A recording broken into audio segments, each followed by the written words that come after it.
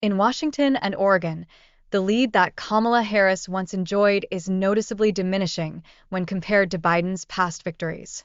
This change signals a notable shift in voter dynamics, suggesting that these traditionally blue states may be on the verge of much tighter races than previously anticipated. Transitioning to Nevada, we observe a narrow lead for Harris. However, it's crucial to recognize that Trump is poised with a formidable opportunity to flip the state.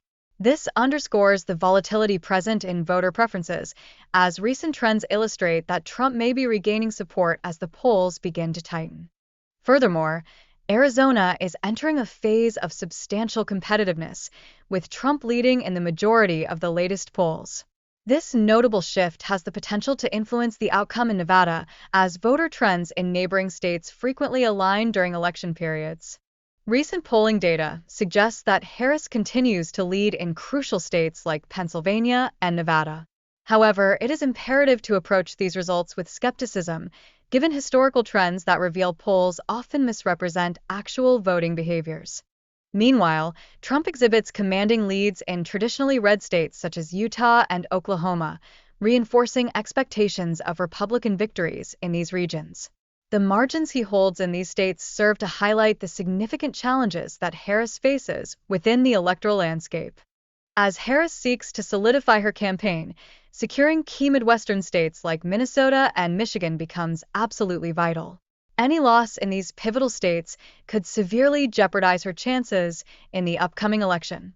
Particularly concerning for Harris is the shrinking lead in Minnesota, which has dwindled to 5.5% from a previous 10-point advantage. This decline underscores a competitive climate that could significantly impact her overall campaign strategy. In Wisconsin, the situation is equally precarious, with Harris holding only a 1.5% advantage, supported by just one poll. Such a narrow margin raises questions about its sustainability, especially considering historical trends that often inflate Democratic support in this state. Michigan emerges as the most favorable swing state for Harris, yet her slim lead of 1.2% is by no means secure. The historical inaccuracies of polling in this crucial battleground evoke a sense of uncertainty regarding her viability in securing its electoral votes. Moreover, polling averages indicate that Trump is performing robustly in Pennsylvania, contrasting sharply with Hillary Clinton's lead during the same time frame in 2016. This contrast inevitably raises significant questions regarding the reliability of current polling data. In both New York and New Hampshire, while Harris retains a lead, the margins are telling a different story that suggests potential vulnerabilities for the Democrats. The competitive nature of these states indicates that they could indeed sway the overall election outcome. Turning our attention to Missouri and Tennessee, we observe solid support for Trump, with margins reflecting their solid red state status. This development further complicates the broader electoral map and the landscape of upcoming races. Virginia, meanwhile, is seeing a political shift, becoming increasingly favorable to Trump. If he executes an effective campaign strategy, there is a genuine possibility that he could flip Virginia red and alter the state's electoral dynamics.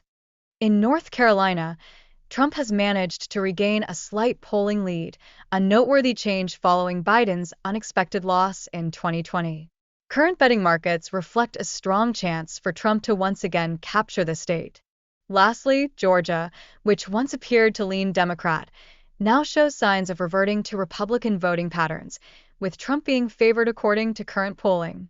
This trend follows a similar narrative, as evidenced by Kemp's convincing victory in 2022.